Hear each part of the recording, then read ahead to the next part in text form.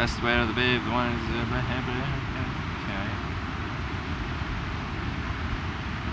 Good. Pacheco Street. Now where am I right now?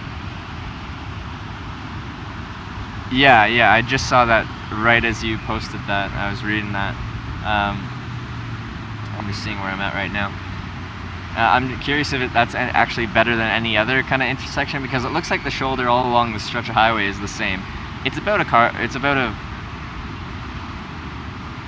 width, so it's kind of safe enough to pull over, but it kind of ends at a 90-degree curve. So it's always nice when people can kind of pull off as far as they feel like it. But yeah, we're about to see where I'm at in relation to Pacheco Street, or whatever it's called, and then we can go there and try to catch a ride. But I am enjoying this short little beach stream we're doing. I guess, yeah, we're kind of crooked actually. No.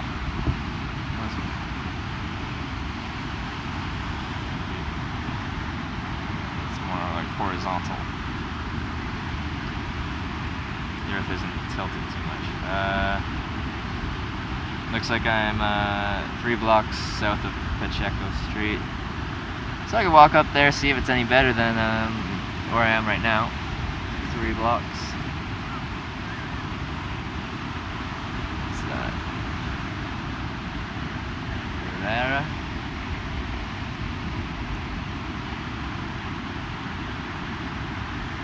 Yeah, we can do that. Alright, well, we know where we're at. That guy says it's the best place to hitchhike out of the bay. I doubt that's the best spot, but I think that's the most convenient spot in relation to actually being in San Francisco.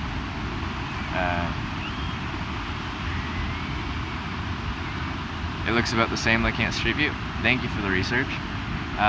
Yeah, I could probably just walk out onto the road here and hitchhike. In theory, it's better to be a little bit further out of town than up there. Not really a full car width.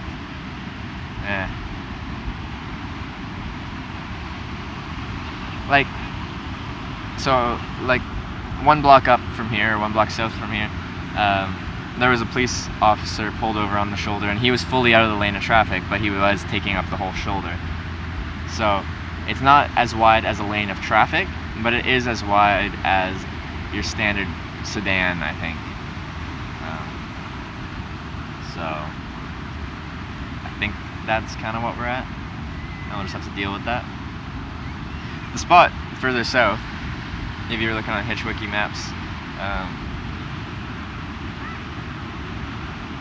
Wisco Mike, is much better, a whole lot more room to pull over if there wasn't a bunch of people illegally parking blocking the whole shoulder. Because there'd be tons of room. It'd be beautiful. It'd be an amazing spot. Single lane traffic, slow traffic, wide shoulder, decent line of sight. It'd be essentially as good as you can get, especially in a city. But everyone's blocking all the shoulders, so give and take. Give and take. Okay, I'm gonna drink a bit more water, then we're gonna actually do something. We're not gonna just do a beach sitting stream all day, as relaxing as that sounds.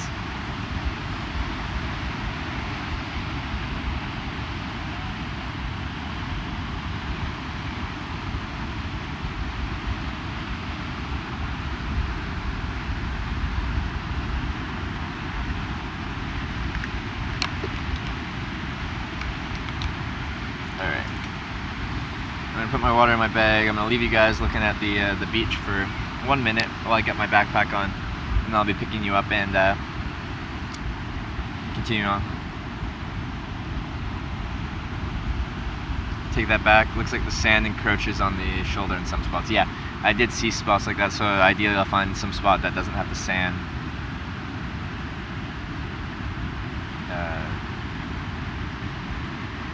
Blocking the shoulder.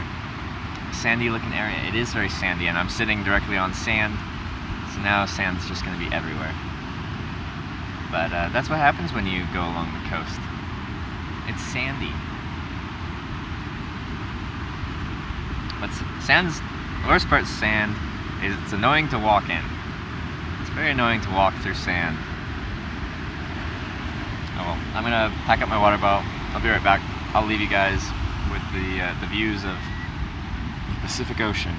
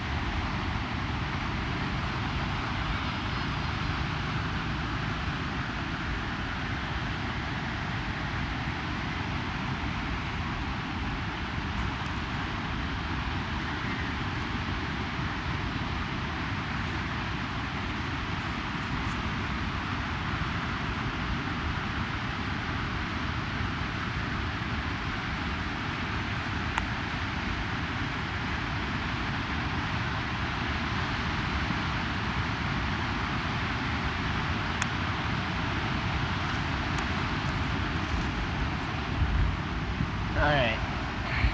Everyone say goodbye to the beach.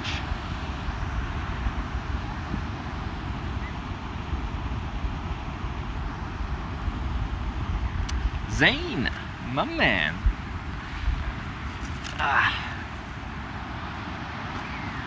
Yeah, she's a beautiful one. Goodbye, beach. Backpack blocking it, but whatever.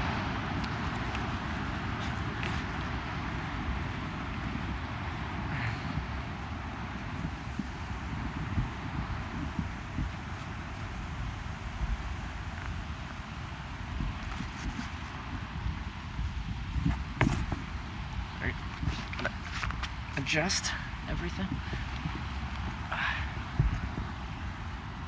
What time is it? It is 4:30 here. So we're getting pretty late in the day. It's a Sunday. If this was a weekday, this wouldn't be the best time to be hitchhiking. It would be kind of getting into rush hour, which is just everyone commuting, and people don't really pick you up when they're commuting. So it wouldn't be the best time. But it's a Sunday, so shouldn't be too much commuter traffic. No Marcos today. I'm pretty sure it's Marcos, like with an S on the end. We've been saying Marco the whole time. Oops, sorry Marcos. I'll say our final goodbyes when you have to turn east. That'll be sad.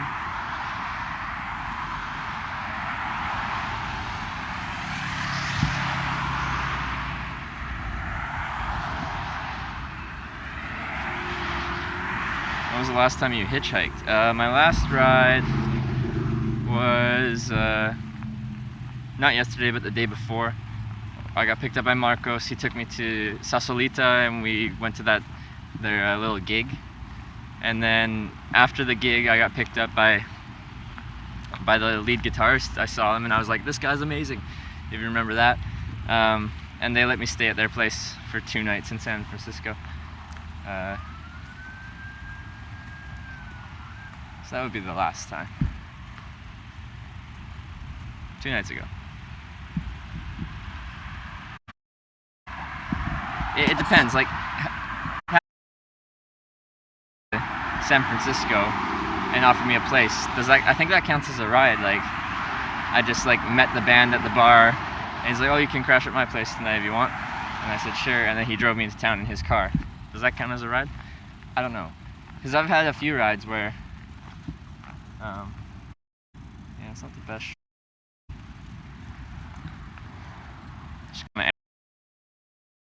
Hey, I was here one full day, and yeah, that's the band. Gonna get going, just checking in. All right, have a good one, Zane.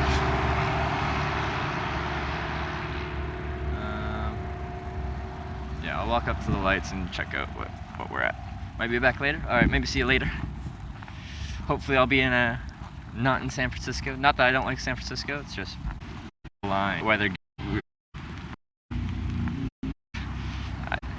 Go and the streams drop 100 megabits down. I'm gonna hitchhike here.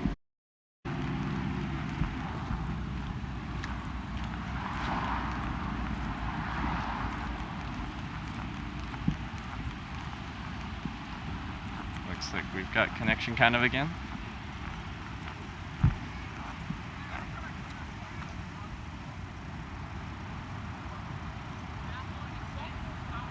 I just really don't like the shoulder. Oh well, we're gonna hitchhike here anyway.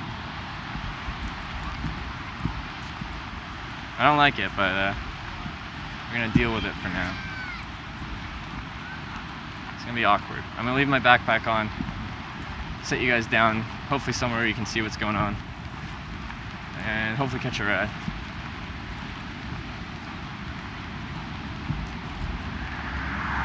Yeah, we're back.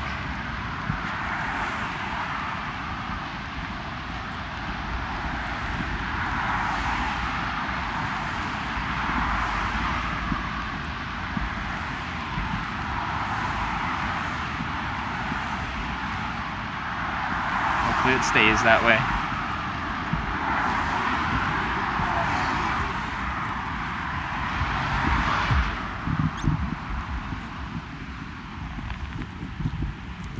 Hopefully you guys see what's going on from there. We're hitchhiking again. It's not the best spot, but we'll see. So,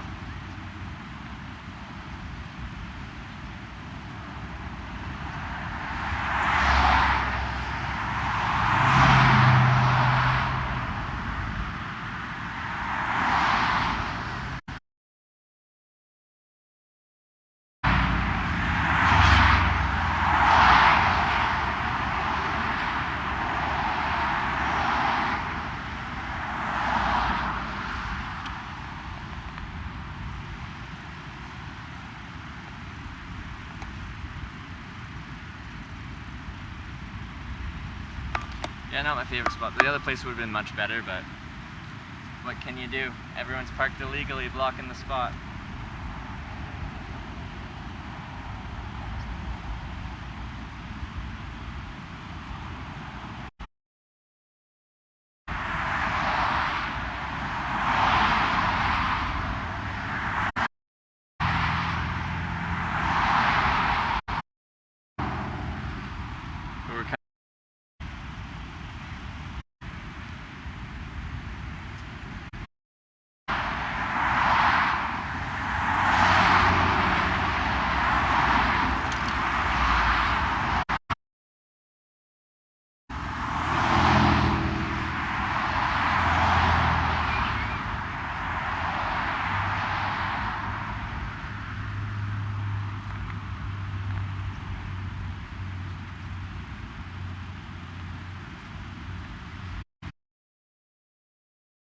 Come on.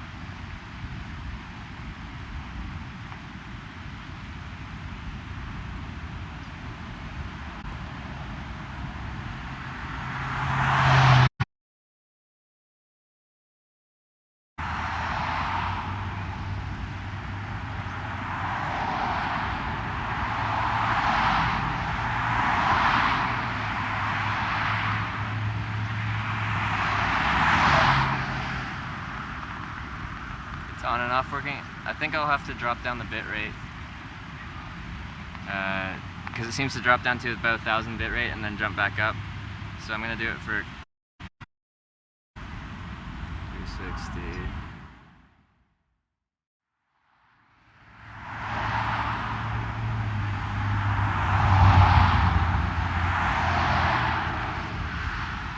Rip. It still sucks. Yep. I could walk down to the next satellite. We're saved? Okay. Because if it sucks here, I could just walk down to the next satellites and maybe it's better there. But... Yep. We're consistently inconsistent. That's how we do things.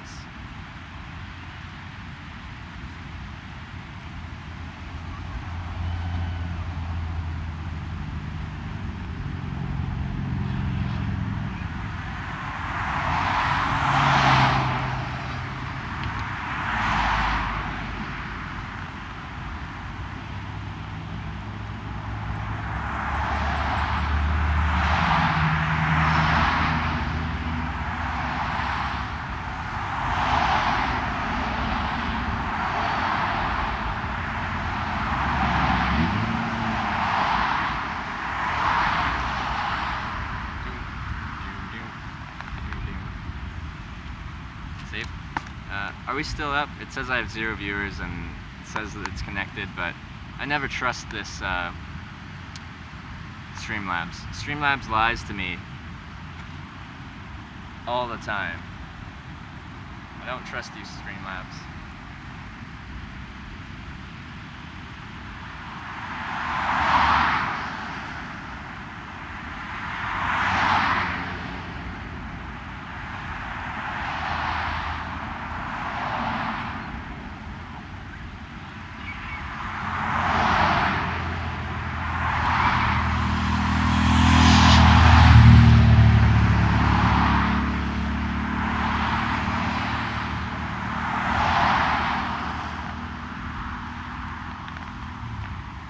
I see 14 and you're in and out quite a bit.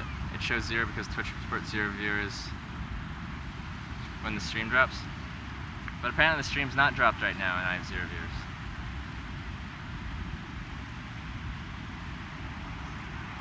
I don't know. See 14? Alright, then we have 14. It lags? Maybe I'll go somewhere else. I'll do this lineup of cars and then we'll walk to the next set. Maybe it'll be more consistent.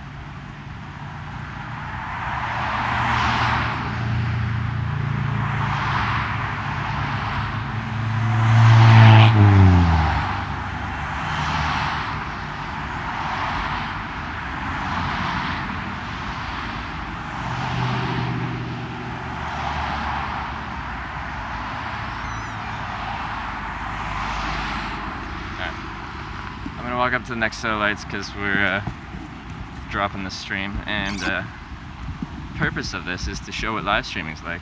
And if we can't show what live streaming's like, then what's the point? Or we can't show what hitchhiking's like, rather. Everyone knows what live streaming's like. Lots of people live stream. Not many people hitchhike though.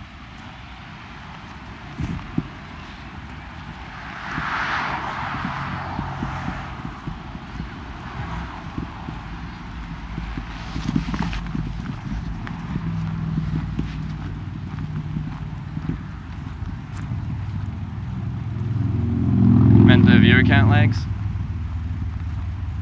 Yeah. Like, was it actually looking okay there? Because I feel like we might have been still lagging a bit. Which means... I don't know. Streaming's still a new thing to me.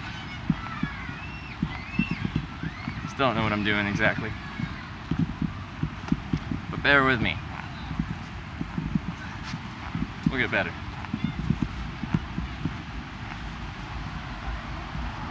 It was still dropping for time? Okay.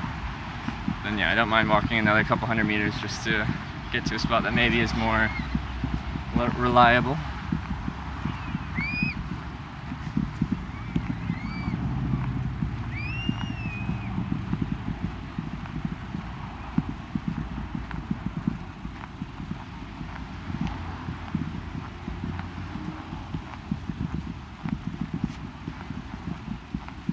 I just find it funny because half the time I'm getting like 100 megabits down, like I have, it has amazing 1000 bitrate stream.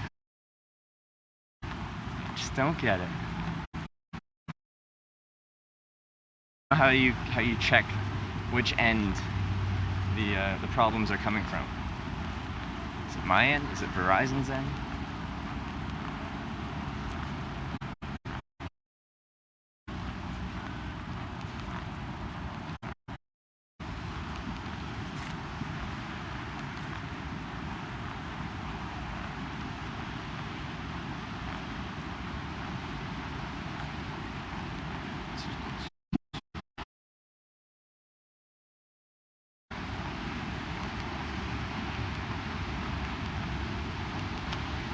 We're still having connection issues down here.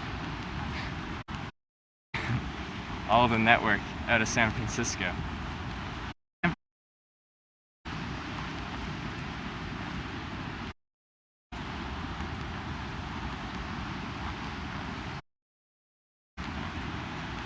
Which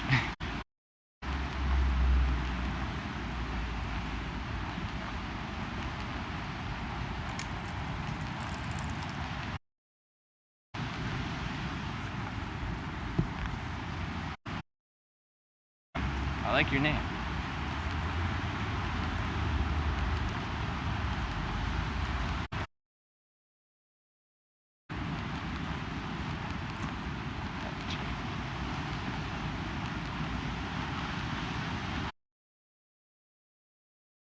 Is ideal, is taken up by a bunch of people parking illegally. So we're hitchhiking in non-ideal spots. And apparently the connection in San Francisco for some reason shitting the bed a little bit. So I'm just trying to find a better spot to hitch.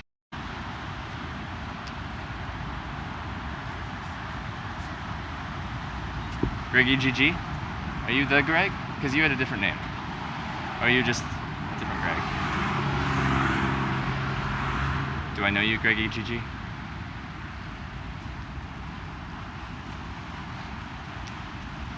But yeah, those of you that are new, this is Hitch Live, this is Hitchhiking America.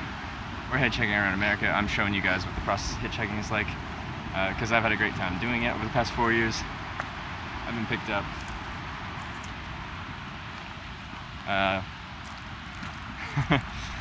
over 700 times in 25 countries and had an amazing time doing it. So I'm just showing that process. Sorry, one sec. Just in a sketchy part for 1 minute.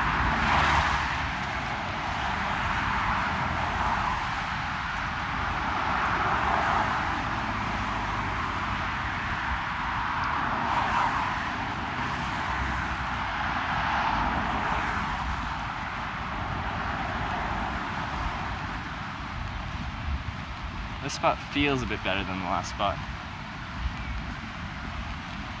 But you guys won't get as good of a view as you did last time. There's no place to really put you down. That's perfect. I'll still sit you guys down. Yeah.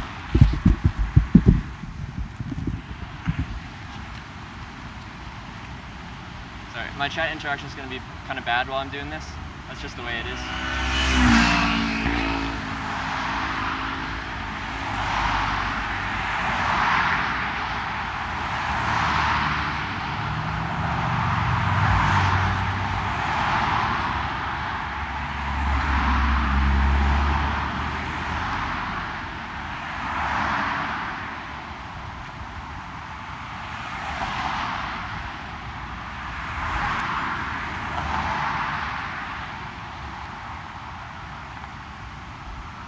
Nice rusted out guardrail.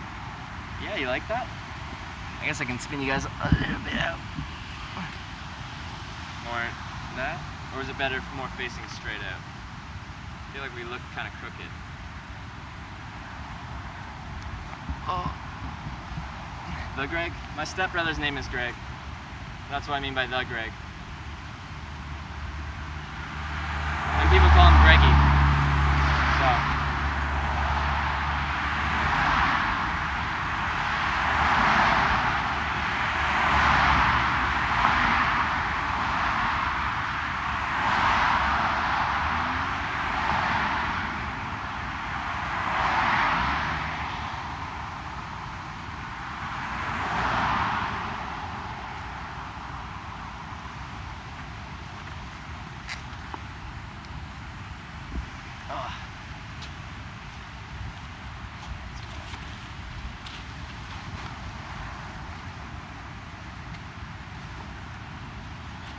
Yeah, hitchhiking out of cities is a bit of a different process than small towns. So I hitchhiked through Washington, Oregon, and Northern California, and that's easy hitchhiking. Like, it's really easy. Now we're in a bit more difficult places, so.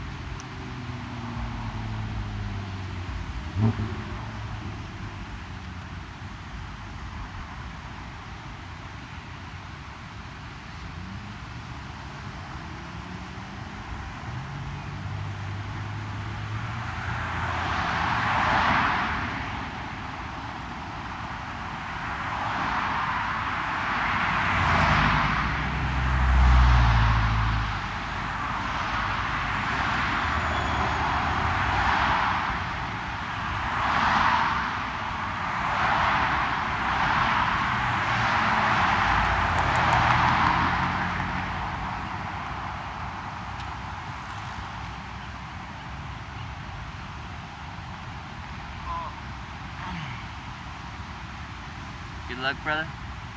Thanks, Devontae. I always can use all the luck. I travel off of luck and generosity, so thank you.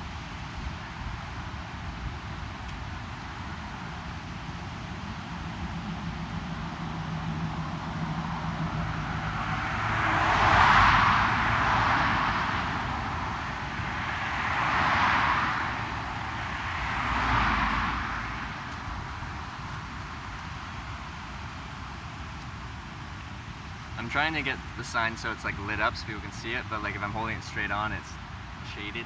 So the sun's in an awkward place.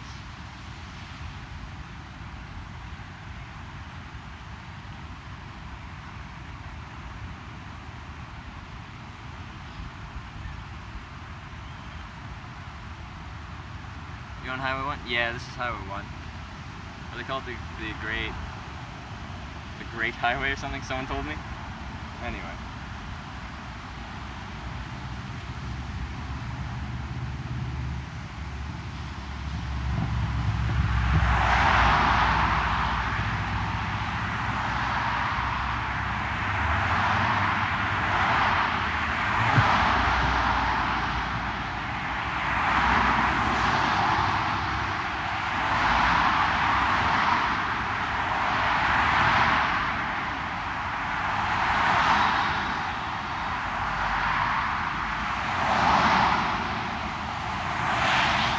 So we've got a ride, we'll see if they're okay with the camera.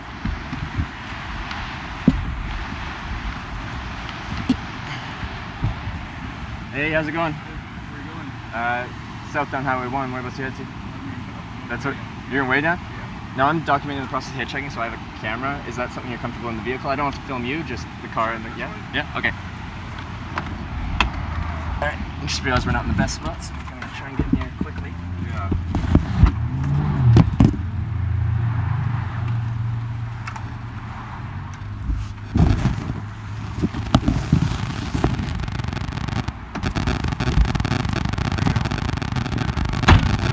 Send that to your daughter for, It's just at my brother's birthday party at the park.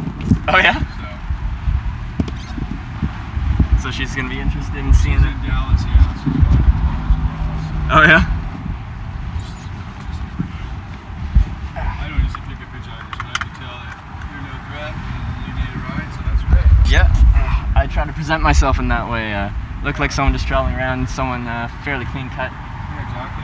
I'm hitchhiking because I enjoy doing it, not because I have to do it. So, yeah, that's the process. No bad experiences? No, I've done it in 25 countries. I've been picked up over 700 times, and I can't say I've met a bad person that I've got in the car with. I do kind of screen my drivers. I can tell pretty quickly that you're a decent guy. Yeah. So before I get in the car, I talk to them. Yeah. Smart. For vehicles I get into the car with, I've never had a bad experience. I've turned down rides though. Because, yeah, sometimes that's smart. Yeah. Well, where I live in Carmel. In fact, we live on the original homestead there. It's an old ranch it was established in the 1820s. Yeah. So like, before California gold rush and all that. Yeah. There's guys that hitchhike out there because beyond where our ranch is, there's this place called Shaw, and unfortunately, there's a lot of meth heads and stuff that live out there, and also kind of like these sort of weird, reclusive Vietnam vet kind of guys that are not nice guys or whatever. But okay, yeah. And so I always feel bad when I see when I'm hitchhiking, but I just like when I've given them rides before. A, they're never appreciative. Yeah. And then B, they like skank, Yeah. super drunk or whatever, where they just start like spouting some political views, and I'm just like, yeah, I know. Yeah. So the last time I gave a guy a ride, I was down at the intersection of Highway 1, which is 18 miles from my ranch. And, this guy was standing out there. It was midnight, just 2 days before Christmas. It was really cold here, like in the 30s. Yeah. And I saw this guy standing out there, and I'm like, he's never gonna get a ride, you know. I go, hey, what are you doing?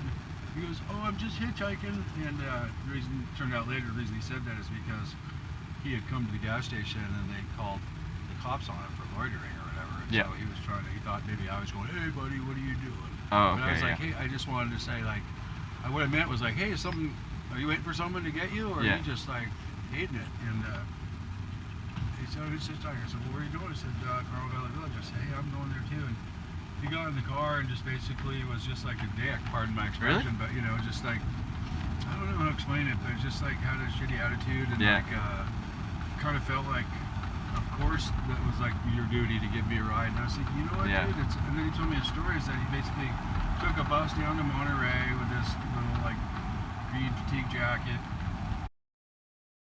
basically stranded with his little thin jacket at 17 miles from home at midnight. And I would, if it was me, I'd be going, dude, thank you so much. Like, I mean, who knows, I might have frozen to death either way. It was going to be like a 5-hour, 4-hour walk in the middle of the night at 30 degrees. And I kind of miscalculated there. And should have probably maybe took the last bus instead of trying to wait till closing time. And he was just like that. And then when he got out of the car, he never even said thanks for the ride. And that's when I just said, okay, I'm done saving people. You know, if somebody looks decent, then you might, but it's all good. Give them a ride, but no, I try to be pretty appreciative of people picking me up. I travel by people's generosity, and I think that's an amazing thing that random strangers will see me on the side of the road and decide to help out someone they've never met before. Especially without having some ulterior motive of their own. So that's the kind of scary thing is that you never know, right? I mean, it works both ways, right? So, and so like I said, I had rules. I talk to people before I get in. I kind of recommend to drivers the same thing. Before you just open the door and let someone in, just open your window and say a few words. You can usually tell like instantly if someone is kind of off their rocker kind of thing. Yeah, that's a good point. I never even really thought about that. I grew up sort of, even though I lived in a lot of countries and born in Brazil and American parents and all that, I've been in the military. I've always went to like private schools, and so I guess what I'm trying to say is I've never really, even in the military, I kind of forgot that there is such a thing as like evil, so to speak, or whatever you want to call it. Like, you know, bad guys out there. And so I'm always taken by surprise, and I don't really have my guard up as much as I probably should. You know? Like there always has been and always will be some evil in this world, but by and large, humans are decent. They're pretty awesome. You just hope you don't run into someone that is what we'd call, truly evil. And I've been all over the world, and I can't say I've run into anyone that would qualify in that. Maybe I'm just lucky, or maybe the world's better than people think it is. I don't know. Sorry, what's your name? My name's Andrew. Andrew? Yeah. Trevor? Trevor, nice to meet you. Nice to meet you. Where are you from originally? Canada. Oh, really? Whereabouts? Vancouver Island. Wow, I went to school on Vancouver Island. Really? Shawnigan Lake Boys School. Oh, I know Shawnigan Lake. I'm from I went to school in Courtenay, Vanier. So I think some of our sport teams play you guys sometimes. Yeah. Because that was the private school, right? Yeah, it's a private school. Actually, I think my cousin goes to Shawnigan. It was actually back. It was, I don't know if they do it now, but back then, it was a kind of a military boys school, and with corporal punishment and all that. Oh yeah. They used to beat us and stuff. Yeah. I didn't know. You get demerits. 3 demerits turns into a defaulter, and then if you get 3 defaulters, you're getting beat or whatever. It was pretty kind of sadistic. I got beat all the time actually because we were just stupid kids or whatever. Yeah, classic kids. Yeah. We would take off down the railroad tracks trying to find females and all that. Typical high school stuff. But always getting caught. And but it was a beautiful place. Gorgeous up there. Ever since I was born, my parents had a summer place on the Olympic Peninsula. Peninsula, so Yeah. we used to always go You there go up to there. South America every summer. It's kind of summer up Yeah. there, so in a way, Washington and the Pacific Northwest is kind of like home to me. Yeah. Because, like I said, when I lived in South America up until 12 years old, I was always an American, you know, who was in South America as a little kid. Always looked forward to going home there. And of course, as you know, nothing nicer than that whole area, Vancouver and Washington in August and Yeah, the 2 months of nice weather we've got. 2 months of nice weather is like nothing better than Yeah. that place.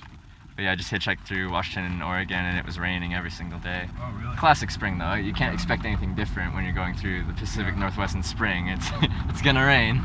Yeah. So yeah. You know, when I was stationed in Germany in the military, in the Air Force for a couple of years, it just happened to be one of those times of the season where I think we had like 4 days of sunshine or something, you know, and it was just always either raining, snowing, or cloudy over and foggy. It gets bleak after a while. Whereas up in Washington, even when it's raining, it's a little different. I mean, it can be torrential, but it's just, I don't know, it's not like bleak. Like, at least I never felt that way up there. But yeah, this is some pretty nice weather through here. Oh yeah. It's been beautiful the past 4 days, 3 days. Have you spent much time along through here? Never. Like we drove down Highway 101 and one to Disneyland when I was like 12, but I don't even remember the road because I was just playing my Game Boy down the whole time. But routes that we can take, we can just cruise along the ocean the whole way. Yeah. There's also the Skyline Drive that just goes through the forest. That's kind of up it's on the ridge. This will be up quite a ways here. Yeah. 92 and up to it, and then it looks down the Bay Area on one side, and then you're just kind of like jamming through redwood trees. Okay. I don't know. If I was you, I'd probably just want to see the ocean. Actually. Yeah, I'd probably stick to the coast. Yeah. I like the ocean. Yeah, and plus you came from the Pacific Northwest, Yeah. so seeing a bunch of trees is like not exactly, you know. If it More was like trees, Ohio or something, I'd be like, Yeah. dude, we gotta go. Yeah, to see something rather than you gotta see the redwoods, cornfields or what's Ohio? Yeah, pretty much. It's Yeah. just fields and flatland and Yeah. super humid and huge bugs. And, Huge bugs. Yeah.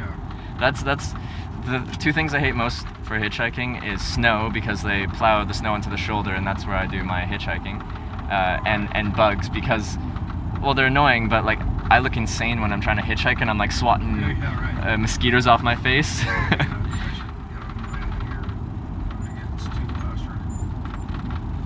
So sorry, how far in time or miles are you heading? So where Carmel Valley from here is 130 miles. 130 miles. So wow. I'm talking about, I'm going to be going down, normally there's a faster route, down 280 and all that, but I just decided, you know, let's just take the scenic route. Yeah.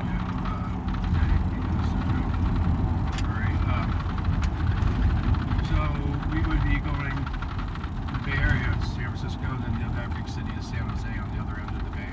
Yeah. Down there. Mm-hmm. And then across, I guess you could almost say if you drew a line out from San Jose out to the ocean, that would be Santa Cruz. Which you probably heard of, it's kind of famous circle now.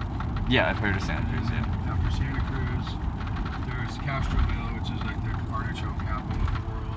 And then there's Marina, which is a town which is famous for the Fort Ord, which is, you know, a big army depot that's no longer, I mean, there's a still functioning whole thing there, but not much. And then after that is Monterey, which is where the aquarium, Fisherman's Wharf, gorgeous. And right after Monterey is Carmel by the Sea, which is where Clint Eastwood was, you know, mayor. And we actually know him, but just because my daughter went to school with his daughter. Oh yeah. And he's awesome, super nice guy. But and then Carmel Valley is out to the left of that, like right just past Carmel by the Sea.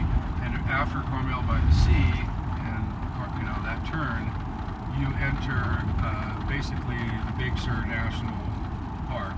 Yeah. Big Sur coastline, and then that's like about that you actually can't go all the way through because there's a slide that's closed it. Huge slide. You can go about 70 miles down, but you can't keep going. So you actually. I'd have to go inland to the 101 again. Yeah, you'll have to go to, well, 101, yeah, would be far enough over. Yeah. And then take 101 down to San Luis, and then 101, it's kind of weird because 101's over there, and it's always sort of away from the ocean. Yeah. But eventually 101 reconnects back up. Reconnects to the ocean at San Luis Obispo. Yeah, it's weird. Like up in Washington and Oregon, 101's the coastal highway for the vast majority of it. It runs along the coast. And then once you hit California, the 101 moves inland, and the 1 is the coastal highway, and then at some point it goes back to the coastal highway. I always thought 1 was the coast all the way to Canada. It's not? No, 101 is the coastal highway up in there. So where's 1? 1 goes inland, or just doesn't? 1 starts in California, as far as I know. Okay, so 101 is. I see. Yeah. So basically, Highway 1 becomes 101 as you head north. Yeah. So that's why they call it, when they're considering it, they say Highway 1 goes from Mexico to Canada. That's what they mean, even though it's called. Yeah, it's connected to the. Because 101 goes all the way south, I think, and it keeps its name as 101. Right. But yeah, the 1 is only the 1 for part of it. If I could be wrong, but I think that's the way it's set up. But I didn't actually explain what's going on here. Like I said, I'm recording this. The purpose is to show people what the process of hitchhiking is like, what the experience of hitchhiking is like. So it's being recorded, but it's also being live streamed. So it's being live streamed. There's people that can watch and send me messages, and I can talk back to them. So that's what this is. I'm okay with that. You're okay with that? Oh, yeah, I know what live streaming is. Yeah. Okay. Just wanted to double check. Unfortunately, I have a daughter your age, so she's like a fossil when it comes to technology.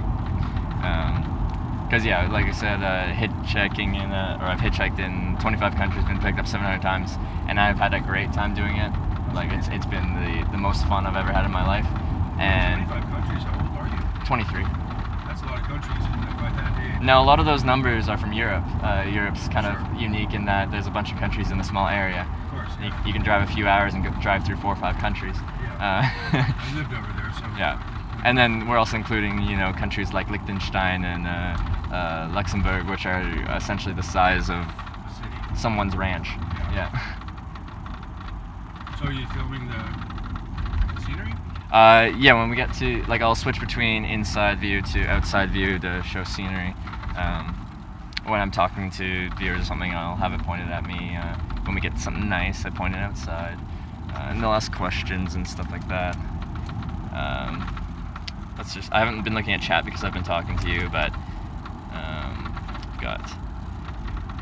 that's a chill guy, loves to talk, it seems. Yeah, he is a chill guy. You seem like a chill guy. Oh, thanks. Going to the chat. Some people are excited that I got out of San Francisco. Hitchhiking out of cities is always the most difficult part of hitchhiking. When you're in small towns, it's kind of like you walk to the end of town and you just, it's pretty easy. But with cities, there's usually big exits, junctions, interstates, where it's illegal to hitchhike and all that. So. And also people are just in a hurry to get out. Yeah. And you can tell when I'm hitchhiking for a while, maybe people won't be picking you up, but people will be waving. People will be giving you hand gestures to let you know that maybe they're only going a short distance. They'll do different hand signals, and that happens a lot more in small towns and stuff like that. People just seem more friendly and interactive. When you get into a city, you get more of the people not even glancing in your direction, or maybe the occasional person flipping you off and stuff like that, which I don't mind. I find it funny more than anything, but you just notice a difference between hitchhiking out of the city and from small town to small town. I remember when I visited my dad in New York, I was always amazed at how impersonal everybody was. I was like, wow, there's just, I would have thought that because everybody's surrounded by people, they'd be more people-oriented, but it's almost like they're their own little icebergs floating around, and nobody wants to look at each other or say anything, or if something's going down, nobody wants to get involved or help, and it's definitely a different atmosphere. And I'm torn on whether I like to be in cities or in rural places, because cities are cool because it has everything. any kind of entertainment you want. If you want to go see concerts, you can go see concerts. If you wanted anything you can dream of, you can kind of find in a city. But then you have that, like what we're just talking about, where people are more closed off. Yeah, a little bit of the downside of the urban environment. Yeah. So it's a trade. We're in rural areas, people just seem more open. Some of them are kind of like rednecky, you know, and because it's like nothing bad ever happens out there, but if something bad happens, it's going to be really bad, if that makes sense, because there is no intervention, there's no police to come help you or anything, so. Yeah. So everybody, not everybody, but a lot of people look at somebody, if you're walking along the road, let's say, they're like, where are you going? It's 40 miles to anywhere through here, you know. So they kind of are suspicious and looking at people like they're trespassers or maybe. Yeah. I actually picked up a guy once, and he was from Trinidad and Tobago. Oh yeah? And he was hitchhiking from New York. He made it to New York somehow. I mean, obviously, plane. And hitchhiking across the United States to get to Los Angeles to see his brother. Yeah, that's quite the journey to see your brother. He was just walking out, you know, towards. I was driving to town with my daughter. She's like 12 at the time, and Yeah. I see this guy, and you know, he's a black dude in a perfectly like three-piece suit, big navy peacoat and stuff. Oh yeah. And I'm going, he is walking out like at 7 at night. He's got no visible backpack or sleeping roll or anything. And there is nothing between here and Reedfield for like 40 miles, including like no water or anything, you know. And I told my daughter, I said, you know what, I think we should let's just go help that guy out or whatever. And that's when we found out his story, and we gave him a ride in, you know, all the way out to the truck stop area of Highway 101, where he could, if he cut, you know, next time he caught a ride, he could probably theoretically make it all the way to LA. Yeah. But so he was hitchhiking in a three-piece suit and a peacoat? yeah, he had like nice polished shoes, you know, I mean, they Wow. were rusty, but Yeah. and that was one of the reasons he stuck out to me, because I'm like, that is not like that guy. I just sort of knew that he was like African rather than African American, let's say, you know, because he wasn't wearing the type of clothes that you would expect to see a black guy in California. We're going through a tunnel up here. I'm going to lose you for a bit. When we got to